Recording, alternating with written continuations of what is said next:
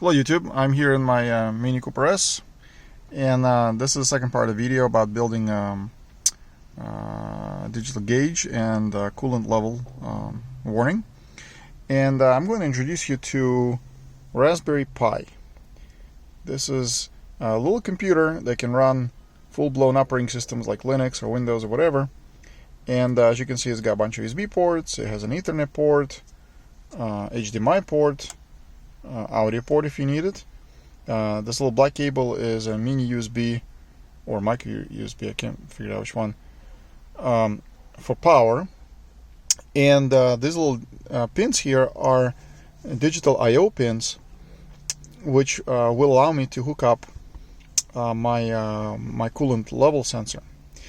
And this thing also has Wi-Fi and Bluetooth, so it's really mini computer in one. Very nice for if you don't want to do like a low-level Arduino type stuff, if you want to write in Python or whatever, or C++, this is the way to go. You can still do all your hardware IOs, but you got your USB, you got your Bluetooth, Wi-Fi, everything ready to go. So this is what I'm going to use for my gauge. I'm going to hook up my sensors to it as well. And I've ordered a 2-inch touchscreen display that is going to go, like right here. So it's going to be a nice gauge pod left of the odometer. Right now it's on a slow boat from China, so probably taking a couple weeks, I mean. And my coolant level sensor, unfortunately, is also on a slow boat from California, so it'll probably take even longer. God bless USPS. So, so for now, for prototyping, I picked up this little 5-inch LCD, which basically is designed to go right on top of Raspberry Pi. Really easy to use, to hook it up. It's an actual HDMI port. So, since last time we talked, I actually went ahead and built a little Python prototype for my gauge. So I'm going to put this all together, turn the car on, and we'll see what we get.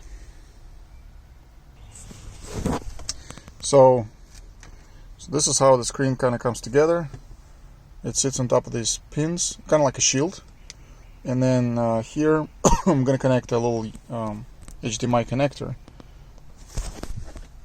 like that. So this is how it looks like in complete put together form. I'm going to stick it into my phone holder, bracket, there it is. And to turn it on, I'm just going to plug it in. And basically, in this car, at least in this car, this 12-volt socket only is powered when the car is powered, which is exactly what I need. So right now, this little computer's off, the car is off, so I'm going to go ahead and start it. And we're going to get some Linux action here in a second.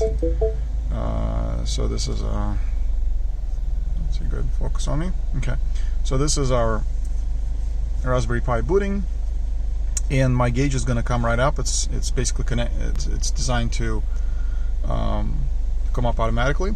Oh, one thing I didn't show you, that it's getting its OBD connection via Bluetooth from your typical ALM 327 gadget. So very straightforward. I'm sure it's a knockoff, but the Bluetooth seems to work pretty well.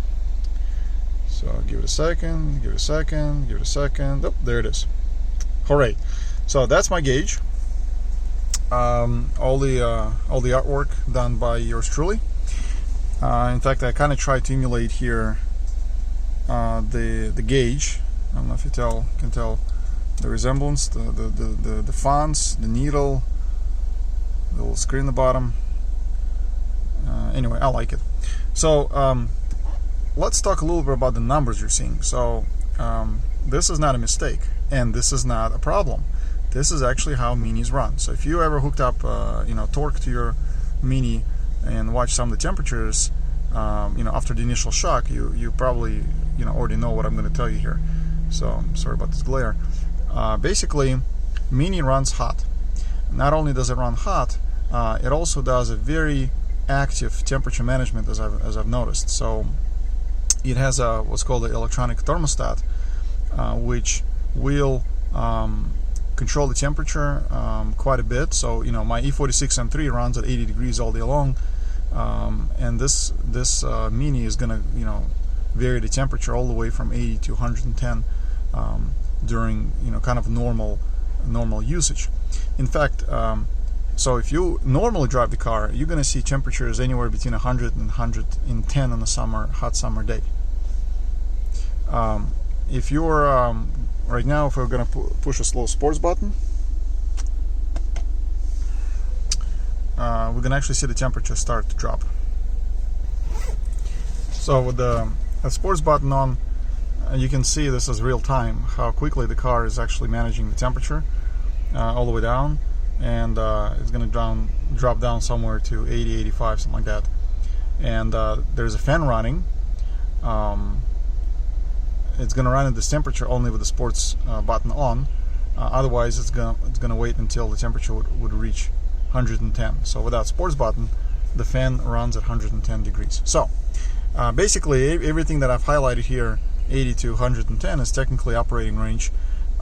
If the car is parked in a normal non-sports mode, it will reach above 105, but it should drop once you start driving. I'm sure this is all done in the in the name of energy savings and protecting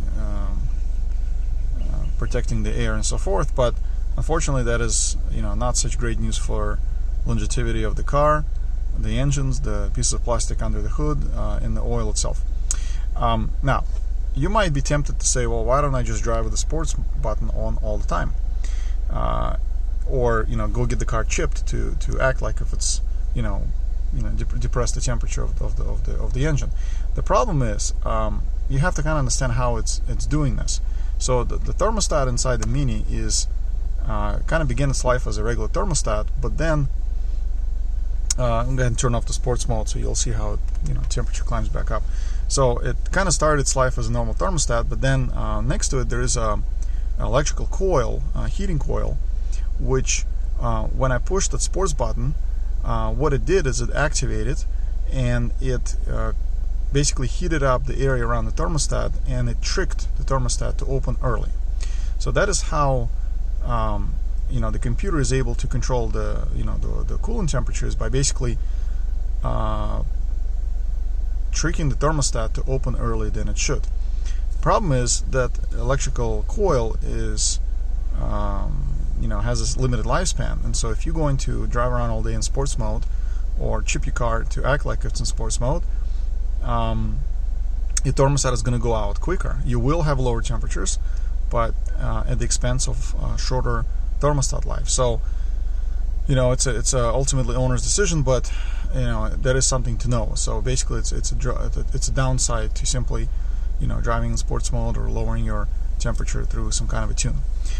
Now the yellow range is also kind of interesting. So if you're going to park on a sunny day in the car, you will see the temperatures climb all the way to 110, and at which point the fan will kick on and the car will maintain 110, which again is insane considering that my M46 M3 runs at 80 degrees, which is 30 degrees Celsius cooler. However, once you start driving, the temperature should go below 105. So basically, the range between 105 and 110 should be considered normal for idling, but not for any kind of active driving. So anyway, as you can see, my gadget is working. I'm pretty happy with the way it looks. This is like I said, a very cheap TFT display. I'm going to get an IPS gauge pod instead. So once I get it mounted, we'll see if it looks right or not. If not, we can go certainly play with this.